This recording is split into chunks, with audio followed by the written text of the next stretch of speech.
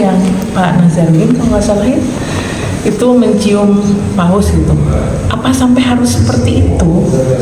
Sementara saya baca, saya lihat di, kalau tidak salah di TikTok ya, ada orang Kristen yang mengatakan aneh gitu ya, kita aja yang orang Kristen nggak sampai segitunya.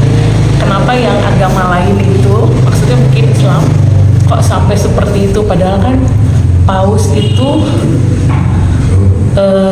ya kita bisa tahu lah seperti apa gitu beliau. Saya juga agak bingung menjelaskan ke anak-anak harus gimana ya menjelaskannya. Mungkin Pak Ustadz bisa menjelaskan bagaimana cara saya menjelaskan ke anak-anak. Muhammad Nabi itu ketika setelah sampai di, kalau tadi kisah oleh Pak Tugi juga ya, tentang ketika di Mekah kemudian mau perang itu, ada perang apa ya, Rasul kan pinjam pakaian ya, pinjam baju perang kan, ya masih ingat ya, pinjam baju. Kan ada orang malah sudah menguasai, masa pinjam, ambil aja. Tapi Rasul tidak begitu kan, Rasul pinjam, saya pinjam dulu, nanti saya kembalikan. Jadi yang namanya kita bermuamalah dengan orang-orang yang kafir itu harus sesuai dengan Nabi. Yang mereka bahkan Nabi ketika pinjam uang dikembalikan lagi, bahkan ditambahin sama Nabi.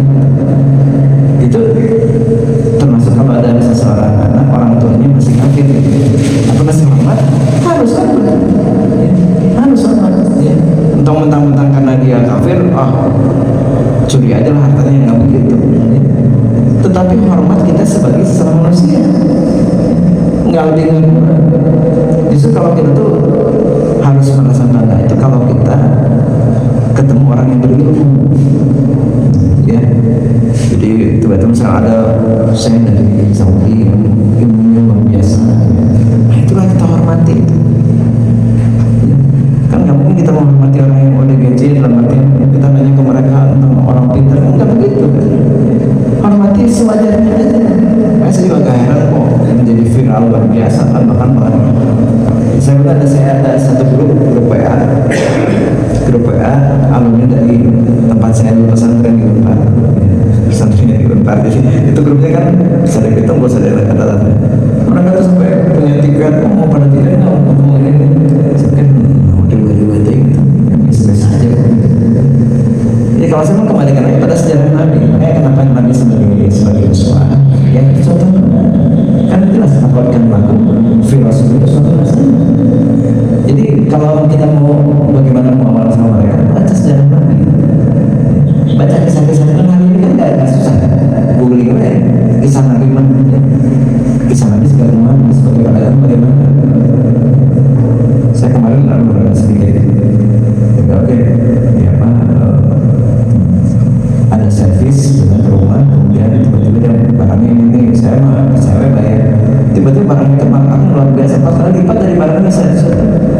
Ya sudahlah, ini jadi bagian daripada tawakalnya sudah diikhtiarkan kita. Nah jadi kalau kembali ke tadi, kembalikan lagi sama Nabi kumaha kepada orang-orang kafir gitu. Apakah penghormatan seperti itu? Kenapa kita mesti udah jelas-jelasnya itu masalah kita luar biasa sampai ada orang yang datang bawa bayinya minta doa, coba kan udah salah apa itu.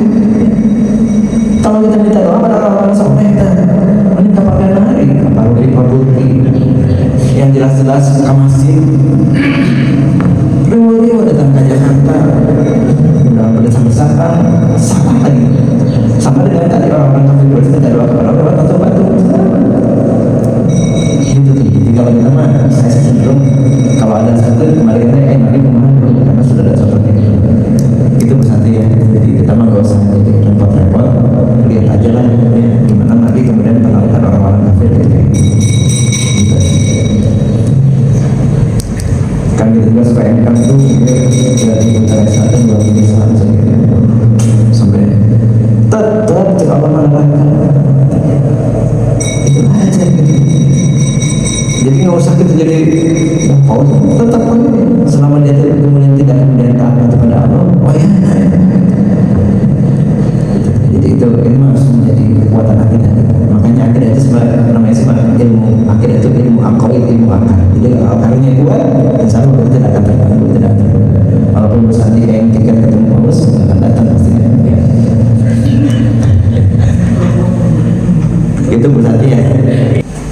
kabeh